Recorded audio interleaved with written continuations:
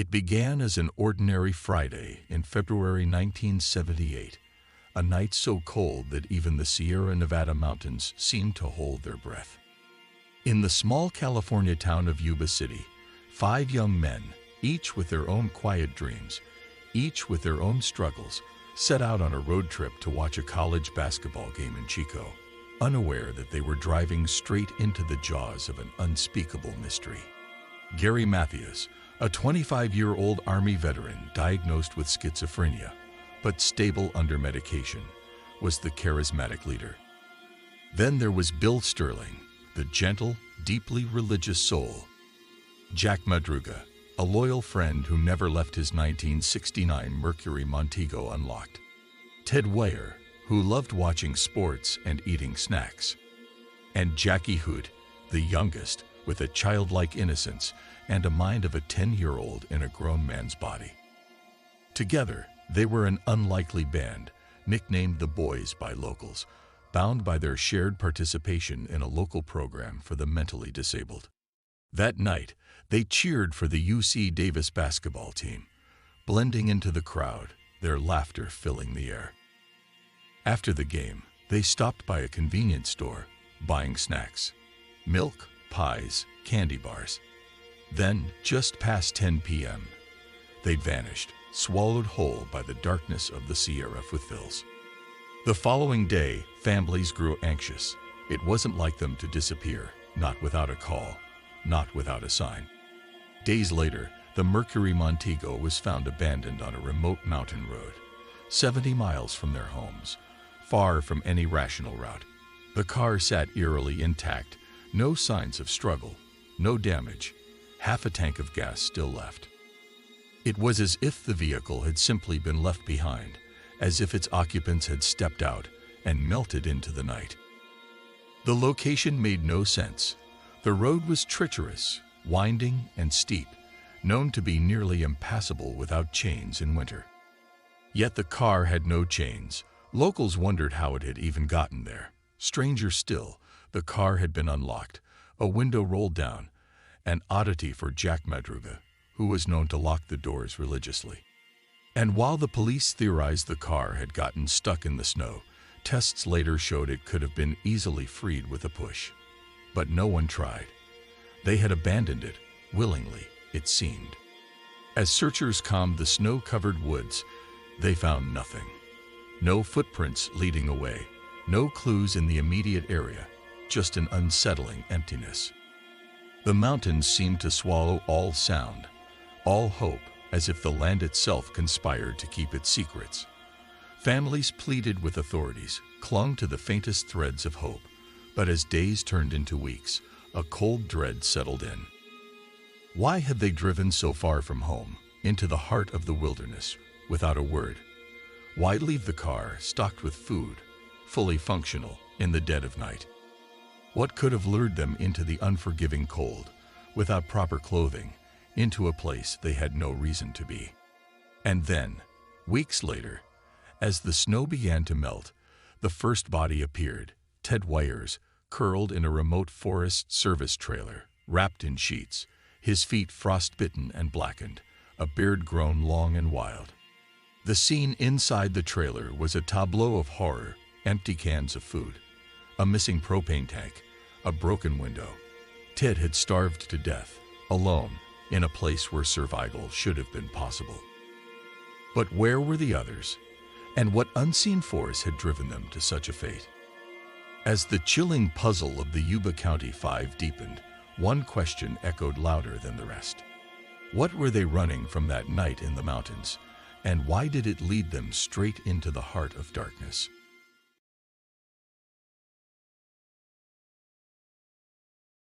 In the biting cold of late February, searchers trudged through the snow-blanketed mountains of Plumas National Forest, their footsteps muffled by the weight of something far heavier than the ice, an oppressive sense of dread that seemed to hang in the air, thick and suffocating. Days had turned into weeks since the Yuba County Five had vanished, and the silence that surrounded their disappearance was deafening. Families clung to hope, yet the unforgiving wilderness seemed to mock them at every turn. The cars sat abandoned, the road leading nowhere, and still, no footprints, no signs of struggle, no cries for help, just an eerie void, as if the 5 men had simply been erased from existence. Then came the whispers, rumors that sent shivers down the spines of even the most seasoned searchers. Locals spoke of a strange figure seen on the night the boys vanished, a man, gaunt and hollow-eyed, standing by the side of the road near the Oroville-Quincy Highway, his stare vacant, his movements unnatural. Others mentioned strange lights in the woods, flickering in the distance like dying stars, casting long, twisted shadows on the snow. It was as if the mountains themselves were alive, watching, waiting. And then, an unthinkable detail emerged. A witness, a local named Joseph Shans, came forward with a story that seemed plucked from a nightmare. That same night, Shans had been driving up the remote mountain road when his car became stuck in the snow. As he struggled to free it, he was gripped by severe chest pains, a heart attack looming in the dark. Alone, in the freezing cold, Shans lay helpless, fearing death. But as the hours dragged on, he saw something, lights, figures in the darkness. He described a group, men, maybe women, shining flashlights, moving near a car. Shans called out for help, but the figures seemed to ignore him, their shapes shifting in the gloom, like specters passing through a veil. He shouted, pleaded, but they vanished into the trees, their lights swallowed by the forest. Had he seen the Yuba County Five that night? Had they been wandering aimlessly, disoriented, perhaps fleeing from something unseen? Or were they drawn deeper into the wilderness by a force they couldn't understand? The discovery of Ted Wyer's body in the trailer weeks later only deepened the darkness. Ted had lasted for weeks in that cabin, wrapped in sheets, emaciated, frostbitten, starving in a place stocked with food and fuel. The canisters of propane remained untouched. A locker full of survival rations sat unopened. Why hadn't he used them? Was he too far gone? Or was there something else, something more sinister, keeping him from survival? No footprints led to the trailer, no signs of the others nearby. It was as if they had been swallowed by the earth itself.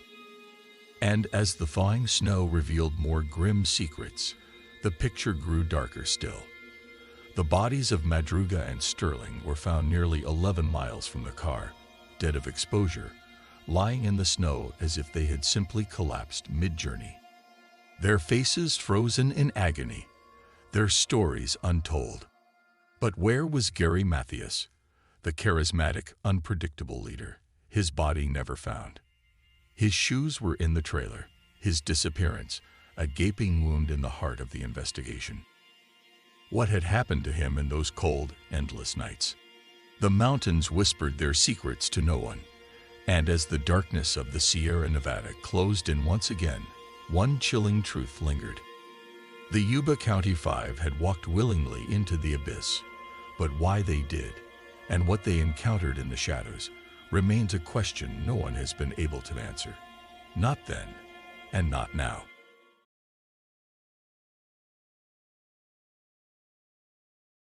The Sierra Nevada mountains hold their secrets tight, and the fate of the Yuba County Five seemed carved into that silence, etched into the bone-chilling winds that swept over the ridges, whispering of something darker than frostbite and isolation. But beneath the weight of snow and time, a question gnawed at investigators, a question as cold and merciless as the landscape itself. What had they been running from that night? Because the facts, the raw, brutal facts, defied sense. The car had been abandoned in a place none of the men knew, on a winding dirt road leading deep into the wilderness, far from their intended route home. They had no chains, no heavy jackets, no reason to be there. And yet, they were there. Ed Wyer's body had been discovered in the trailer, but it wasn't just the death that haunted, it was how he had died. The growth of his beard, the frostbite, the extreme weight loss, signs that he had survived for weeks, trapped in the cabin, slowly wasting away in a place that held the tools for survival. Food cans left unopened, a butane tank full and untouched. The locker, stocked with supplies, remained sealed. Ted had starved to death, while salvation sat within reach. And there was more. Pieces of the mystery that didn't fit, like fragments of a puzzle designed to drive men mad. Madruga and Sterling, found miles away in the snow, stripped of life by exposure, as if they had simply collapsed in the night. Their bodies showed no signs of struggle, no bruises, no cuts, no wounds, just the cold, merciless touch of the elements. It was as if they had walked until their bodies could take no more, and then simply surrendered. Jackie Hoot, too, was found later, his bones scattered near the trailer. But it was Gary Mathias who left the deepest, most haunting void. His shoes were in the trailer, a pair of sneakers left behind in a place where survival hinged on every step. Without proper shoes, in that unforgiving terrain, he should have perished within hours. And yet, his body was never found. No trace, no remains, not a single clue. Gary Mathias had simply evaporated into the mountains, swallowed whole by the darkness. And then came the chilling detail that left even seasoned investigators shaken. Months after the discovery of the bodies, reports trickled in, whispers of strange phone calls made from distant towns in California. Calls that, when traced, came from payphones in cities hundreds of miles away. In each case, the caller said nothing, just silence on the line, a breath, a pause, and then the click of the receiver. Could it have been Gary Mathias? Was he alive, on the run, hiding from something or someone who had orchestrated this entire baffling tragedy?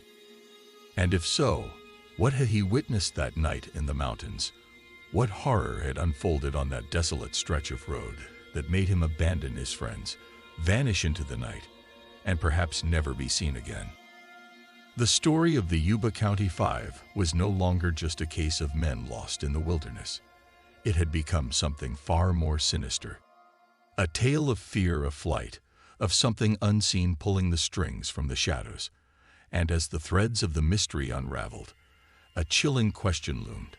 What force, natural or unnatural, had driven the Yuba County Five to their doom, and who was left alive to remember?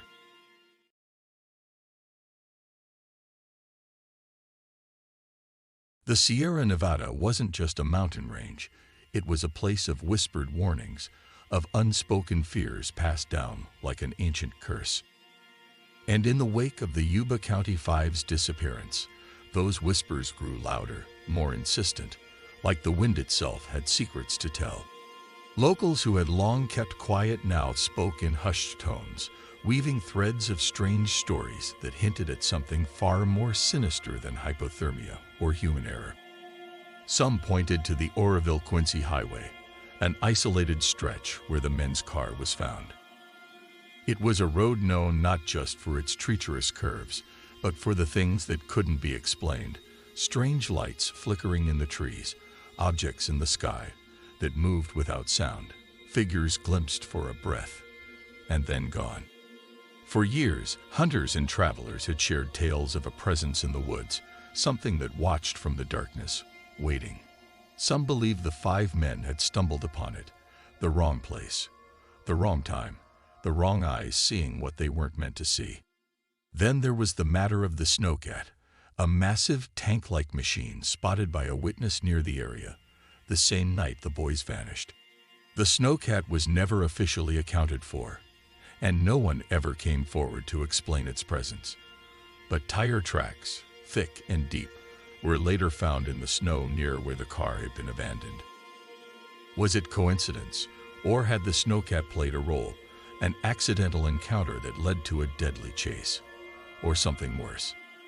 Others whispered of an unseen hand, a shadow network operating in the backwoods, a theory that the men had witnessed a clandestine meeting, a drug deal, or perhaps a military exercise that they were never meant to survive. These were whispers, nothing more, but they grew louder as days turned to weeks, and the bodies were slowly found, each one a puzzle piece that didn't quite fit. And then there were the more chilling accounts the ones that made even seasoned investigators shift uncomfortably in their seats. A trucker claimed to have seen a group of men huddled by the side of the road, their faces pale, their eyes wide with terror, as if they were running from something unseen. He had slowed down, he said, but something about their expressions, the hollow, haunted look in their eyes, sent a chill down his spine. He drove on. Another woman, weeks later, reported a man matching Gary Mathias' description, wandering into a gas station hundreds of miles away. Disoriented, muttering about something in the woods, he vanished before anyone could stop him. It was never confirmed. Maybe it was a mirage, or maybe it was a man running from a nightmare that had followed him out of the mountains. The questions kept piling up, and the answers remained elusive. As the snow melted, the forest seemed to settle back into its quiet slumber, but the whispers remained, haunting, persistent. What had the Yuba County Five seen that night? What had driven them into the darkness? And most chilling of all, was someone, or something, still out there, ensuring the silence would never be broken.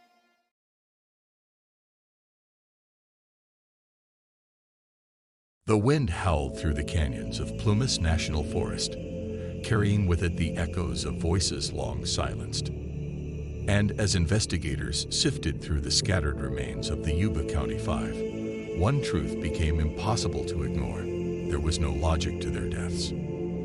There was no neat explanation, only a growing sense of dread, and the relentless, gnawing question, what had truly happened on that mountain? Speculation grew like wildfire.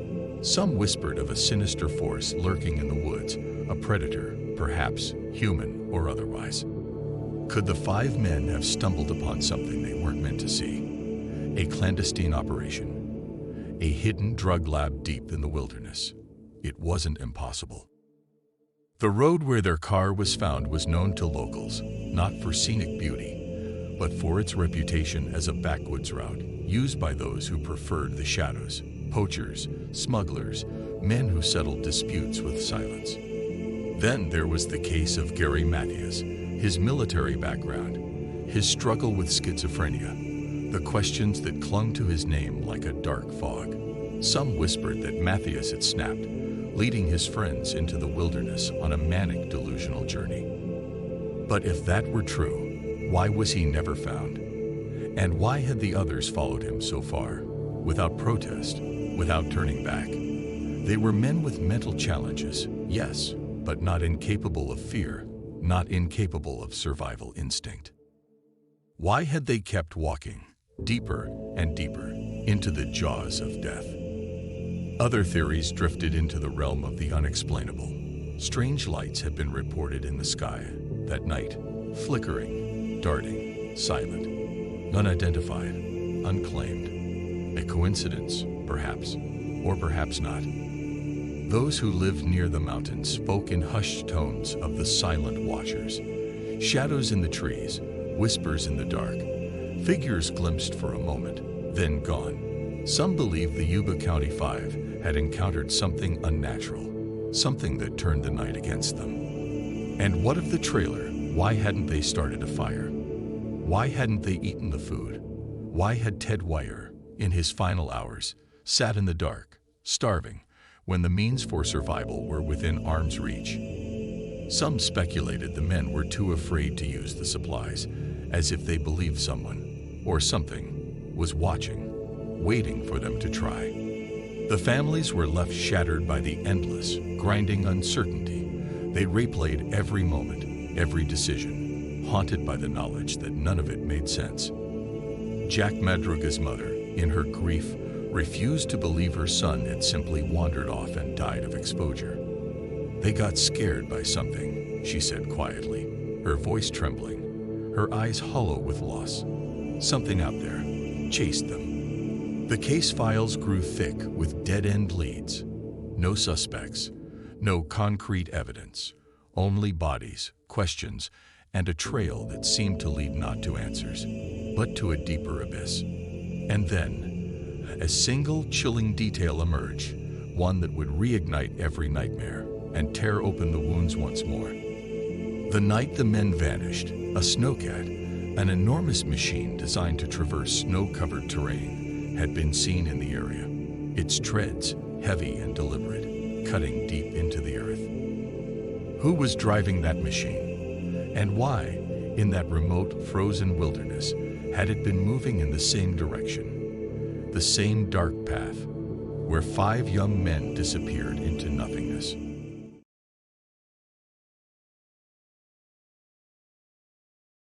The Sierra winds still howl at night, as if they remember, as if they whisper the names of the lost: Ted, Jack, Bill, Jackie, and Gary. Always Gary. The man who vanished into the darkness, a phantom that refuses to be found. The search for Gary Mathias became the final cruel twist in a story already soaked in fear. His shoes were left behind in the trailer, his name lingering in the cold air like a question that no one could answer. His body, never recovered. And yet, the mystery didn't end there. It deepened, darkened, and took on a life of its own. Rumors spread of strange figures seen in the woods, even long after the others were found. Hikers reported odd footprints, barefoot prints in the snow, miles from any road, leading nowhere, fading into nothing. Some spoke of faint voices in the wind, desperate cries that seemed to echo from the trees, calling for help. And then there were the phone calls, silent, eerie, made from distant payphones across California. Each one the same, the faint sound of breathing, a pause, then the click of the receiver. Were these calls connected to Gary, or were they a cruel prank, a ghostly coincidence in a story already drowning in the impossible? For the families, it was a wound that refused to close. The funeral services were held, but there was always an empty seat, a hollow space where Gary should have been. His mother refused to believe he was gone. She kept his room exactly as he left it, waiting for a knock that never came. She would stare out the window at night, as if she could will her son back from the void. Investigators, exhausted and frustrated, drifted into speculation. Some believed the 5 had been the victims of a bizarre crime. Perhaps they had stumbled upon something they shouldn't have seen. A drug deal, a smuggling operation, a hidden crime in the forest. But there was no evidence, no tire tracks, no shell casings, no signs of violence. Others thought it was a tragic accident, a group of vulnerable men who panicked, got lost, and succumbed to the cold. But even that theory couldn't explain the peculiarities, the untouched food, the abandoned car, the undisturbed snow. And none of it explained Gary. Gary Mathias, the charismatic, unpredictable veteran with a mind as fragile as glass, had become the ghost at the center of the storm. If he had survived, why hadn't he sought help? Why hadn't he called home? Why did the wilderness swallow him so completely? Or was it something else, something darker? Some whispered that Gary had turned on the others, leading them into the forest as part of a delusional episode, then fleeing into the night. Others whispered of the mountains themselves, a cursed land, a place that feeds on the lost. And a few, a quiet, fearful few, believed that the Yuba County Five had been part of something far stranger, that the mountains had claimed them, not by accident, but by design. Years passed. The case grew cold. Files were boxed up, labeled, and stored in the dusty archives of a sheriff's office. But for those who knew the Yuba County Five, the story never ended. The unanswered questions gnawed at their minds, the sense of unfinished horror lingering like fog on a winter morning. And somewhere, deep in the shadows of the Sierra Nevada, the truth remains buried, waiting for someone, anyone, brave enough to uncover it.